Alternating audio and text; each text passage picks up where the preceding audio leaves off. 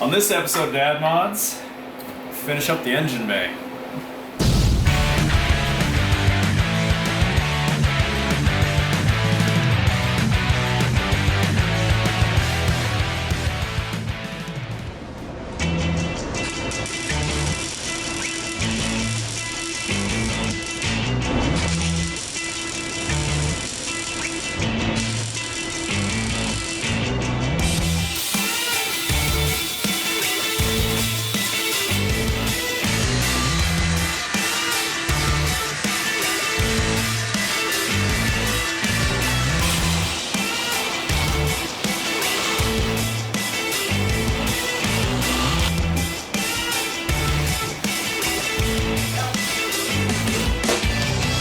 So I gotta start hammering away on this the steel piece. What this is a 1951 Ford Custom tunnel cover. The reason why we went with the 1951 is that these are oversized. They're bigger than the prior generation's tunnels because these cars in 51 came with an automatic transmission for the first time. The Autotrain is just a much bigger size transmission, so pretty self-explanatory. We've got a big modern Autotrans, so we needed all that space, hence why we took it out in the first place. So, gotta start hammering this and make it all fit. Mark where we're gonna drill some holes, start drilling, and then we are gonna have to think about an accelerator pedal. I don't know if we gotta tackle that now or if we can tackle that a little bit later, but we're trying to just tackle everything that we can in preparation for painting, because we want to get this firewall painted before we shove the drivetrain in here. Be a pain in the ass once the motor's in to try and mask all of it. So, time to start swinging hammers.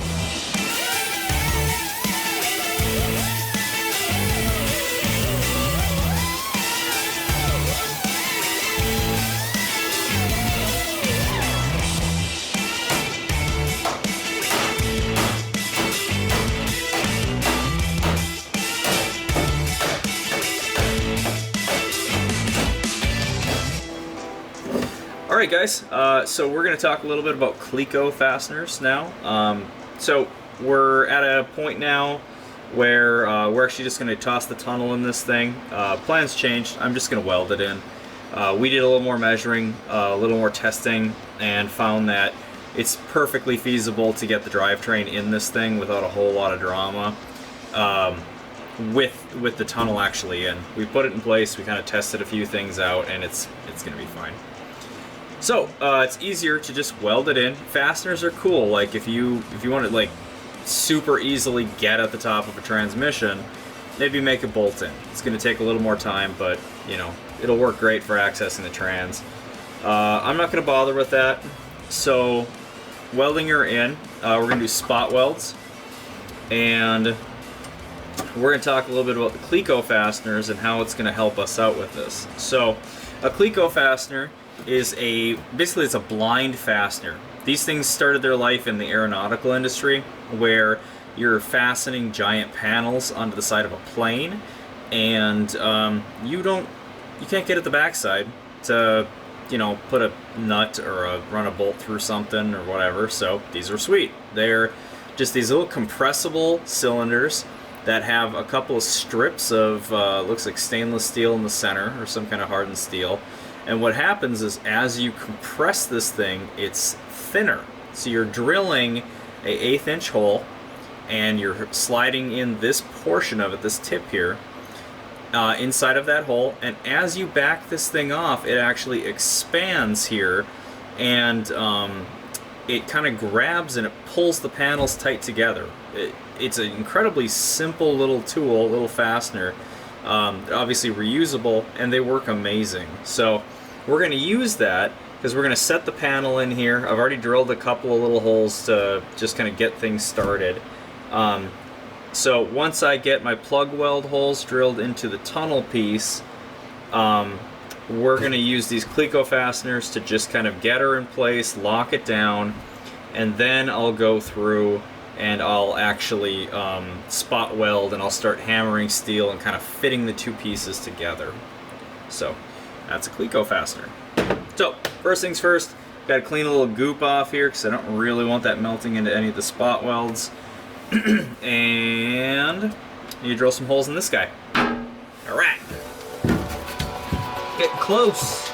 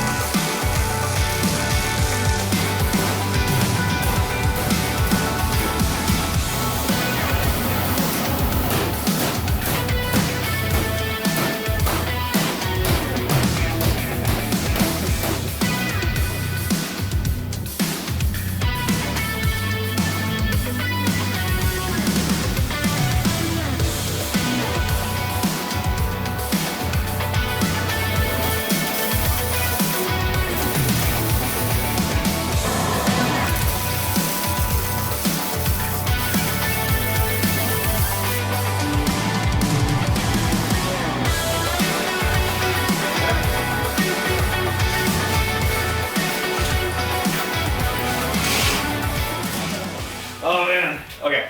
Been really looking forward to this part. So, you know, after a ton of, well, I don't know, everything really. Like we've stripped all the paint off. We've got the tunnel in now, which is super exciting. It's masked up on the inside, so now we can mask it on the outside. Powder coated the motor. Yeah, man. We've tackled a lot. And now comes the next big part. You know, as you guys can tell, there's a lot that goes into actually painting something and doing it right, which the irony is that you guys are going to see two different methods for painting this thing being done. Mostly because I wasn't super comfortable using an HVLP gun previously. A little less worried about it right now. So you're going to see me spraying the engine bay in its primers with an HVLP gun. And what we did was we already had 2K clear in a rattle can from the Honda that we built. So I got just some regular 2K automotive. I think it's like a Ford color, some Ford like Meteor Gray or something like that, in a rattle can as well. So we're gonna do the primers with an actual professional-ish spray gun, and then the rest with a rattle can. It should be okay though. At the end of the day, when you pop the hood of this thing, you're not going to be looking at the firewall. Exactly. Your eyes are going to be jumping to the beautiful motor that's sitting in front of it. Yeah, and like a big part of why I feel like not too worried about it is if you think about like the canvas size, it's pretty small. So you know, when you're using a rattle can, you don't have nearly the coverage, and you don't have the speed of coverage that you do with an HVLP gun. So while you're working really hard to cover an area right here, it might be flashing over there, and then you end up with kind of that dry spray look to it, and it's tricky when you're doing a bigger panel. You get zebra effect too. So the types of 2K sprays that we have, they have a better fanning tip on them, so it's a much more high quality and expensive rattle can. So it's a little better, but if I had to do this over again, I'd just shoot HVLP with everything. It is what it is. I think it's going to sound red though. Yeah, I think it's going to be sweet. So, yeah, that's all we got to do now is continue with the masking. We're obviously shooting it in the garage, so more of the fun of having to kind of keep the dust down, mask this so we don't hit the car or anything valuable inside the shop, but that's all we got to do. It's winter, so heat is a must. Yes, so the heat's going to be running nonstop for a couple of days. So, awesome. Anyway, let's get with the prep and finish the last of the plasticking. We've got to obviously clean up a little bit more and dust and get some of the chunkalies out of here, and then time to spray. Yep. So, sweet. It's supposed to be elbows. Well, you know. We're great at the pandemic.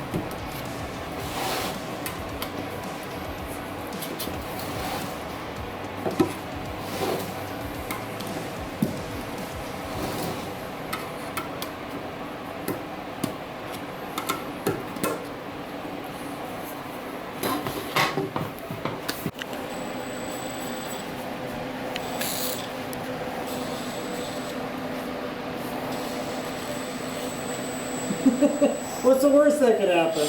I was gonna make it I was gonna make an abortion joke, but never mind. Yeah.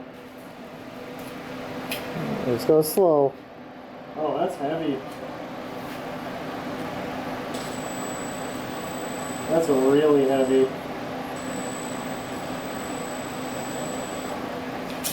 Is this supposed to be that big? No.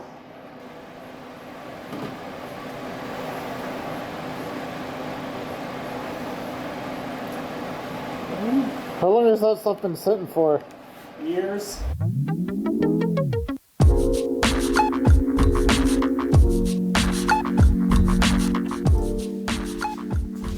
Okay, so all of the primer that I had in stock here is bad. So that stinks because I was going to spray this with a nice 1-to-1 epoxy primer from Eastwood and then do a Eurofill 2K high build on top of that. And unfortunately, all of it's bad.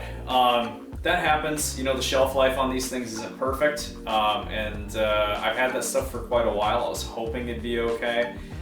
Turns out that it isn't. So I ran down to the parts store, and what I did was I just decided to use aerosol for all of this because it's literally just the firewall. So it's at the most like a 12 square foot section, so it's not really even that much area that I'm having to spray.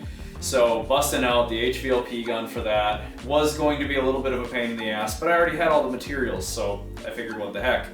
So now that I don't have all the materials, I'm just going to use 2K parts from Spraymax, or paints from Spraymax, and we're just going to do the whole thing with rattle can. Again, the big beautiful motor that you guys saw is going to be sitting in front of all of this, so you're really not going to see this area that much. Like, I don't know that I would do exterior body parts with rattle can. At least I wouldn't necessarily do that because I'm just not, I'm not that familiar with it. I haven't done it that many times. I have sprayed with an HVLP gun and it's worked out fine, so I would stick with that method. But for this, it was actually more cost effective for me to just do it this way instead of risking using a small amount of product that could go bad on me for too long. So anyway, we've got Spraymax epoxy primer, and I've got a high build primer, and then these are what's going to go underneath the base coat and then the clear coat. And the clear coat is actually a Spraymax as well, and that's actually, this is the epoxy prime.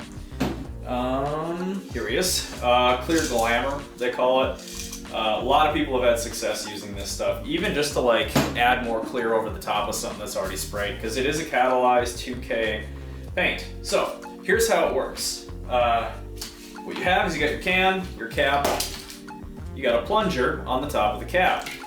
Pop that plunger out, and there is a little button on the bottom of this thing, and what happens is when you put this plunger onto that and you hammer it down, there's actually a catalyst in the bottom of this thing, and when you do that, it splits it open and it actually injects that into the rest of the can. So then you shake the crap out of it, and then you've got a certain amount of pot life on the can that you've got to use the thing by the end of it. So this guy, the epoxy primer, has a pot life of a couple of days. I think it's like 4 days or something like that. Clear coat is only 2 days. But even still, that's a fair amount of time to be able to spray this stuff. If you're spraying a regular clear coat, like a catalyzed 2K clear coat out of an HVLP gun, I don't think you get that much time. So it's kind of neat because it is kind of a sealed system. So what we're going to do is I'm just going to start off with a test panel and just test it out and make sure that each one of these components work well together. I'm not going to waste your time showing you that portion of it. Because really it's just grabbing a piece of sheet metal, it's putting a piece of tape down the center of it, and then spraying both sides and using different products at different points on each one of them, just to make sure everything works out, because it would suck to have to strip that firewall again and start all over and prep it all over again. I'd lose a couple of weeks. So, well, I'd lose a couple of weeks because I do this in my free time. you might be able to strip it all back down and get it ready in an afternoon if you got the time. So anyway, here we go. Because you got to push really hard. There it goes. And once you hear it pop, yep. And then hold it, shake the crap out of it.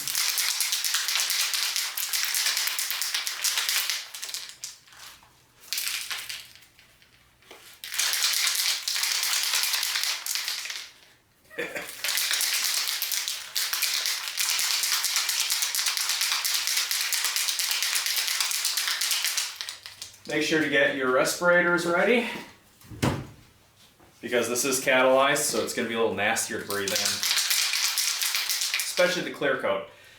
2K Clear has isocyanates in it, and that is no joke. So do your own research. Wear a mask, spray it outside if you can. If you can't, try and have ventilation. We've got my dust collector that's going to be running, so when I spray the firewall, that's going to draw it all out through there. So word to the wise.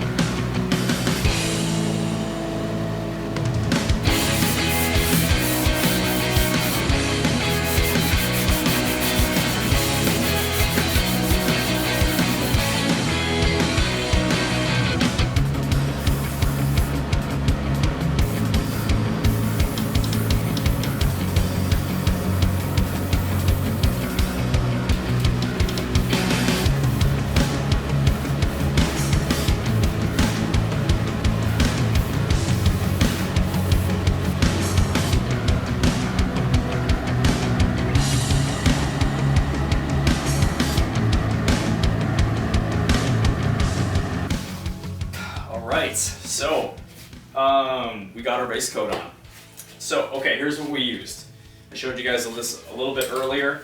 I sprayed two different things to just see which one I liked more. I went with the custom fill Ford Midnight Gray.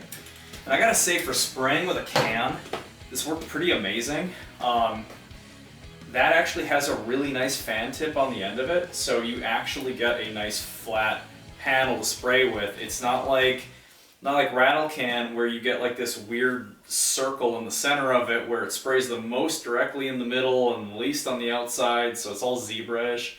This stuff actually sprays really good.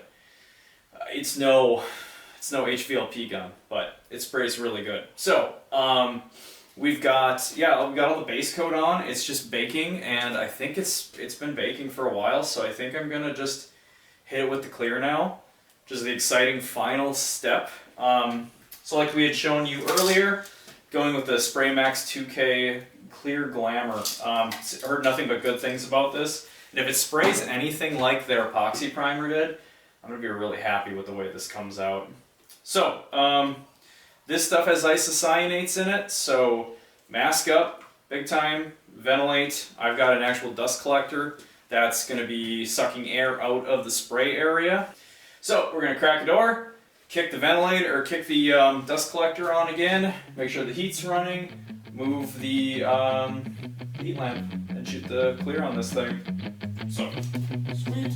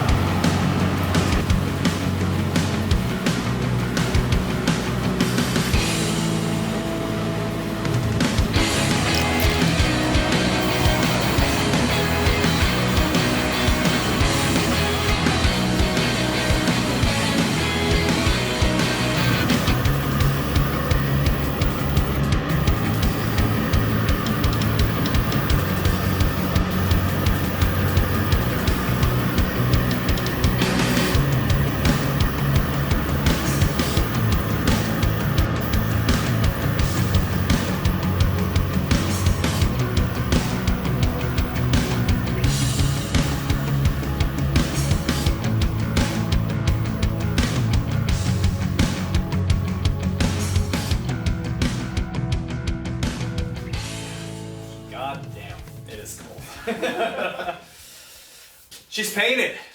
It's painted. It's painted, and it's the coldest point in the entire winter. So yeah, negative 18 is our high today. Yeah, that's the high. I think that's the high. I thought the high was supposed to be closer to 0.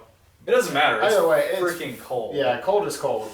Yeah. So basically, all we're going to try and tackle is get the drivetrain in here, and then we're going to move on. So that'll be the end of this video. So we need to put an adapter flex plate on that works with the 700 R4 and an LS, and then bolt on the torque converter, and then we can slap this thing together. Yep, drop her right in. Drop her in. Rule. It should go nice and easy, hopefully. Yeah, hopefully. So it should be just I mean, fine. everything else did.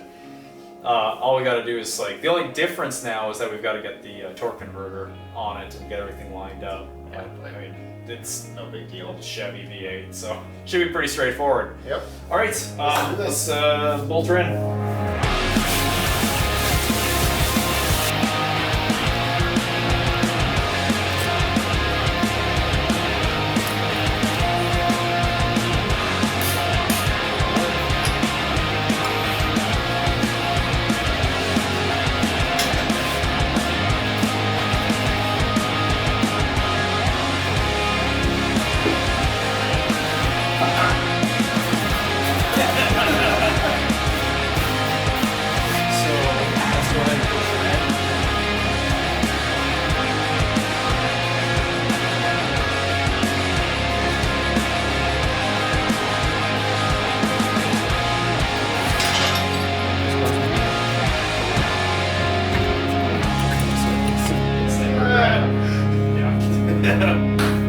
We got a motor! We got a transmission in the car. Oh my god. And hopefully it doesn't have to come out. Hopefully not. It'd be our luck that it'll have to come out for some reason. It's a very tight fit, but it's possible without scratching everything. Yeah, I mean, I can't believe how much room there is at the firewall. Yeah, there's tons of space still. Well, like, the way that we tucked everything up in there, like, the tunnel is pretty tight. I mean, it fits. Yeah, Fits great. Fits really good. The cross member's a little snug, but hey, that's fine. Yeah, so, hey, thanks you guys for watching. You know, there's a little moment of glory here because now finally it's starting to look like a car again. You know, we've got a motor, a power plant that's actually sitting in a front clip. Yes. That is actually welded and fully painted and all that stuff. So it's been a pretty detailed episode. So thanks for sticking around for it. We hope you guys enjoyed it. And in the next episode, we're going to start fitting body parts. Yeah, I'd start making custom inner fender liners. Yeah, that's going to be interesting. So we'll see you guys in the next one.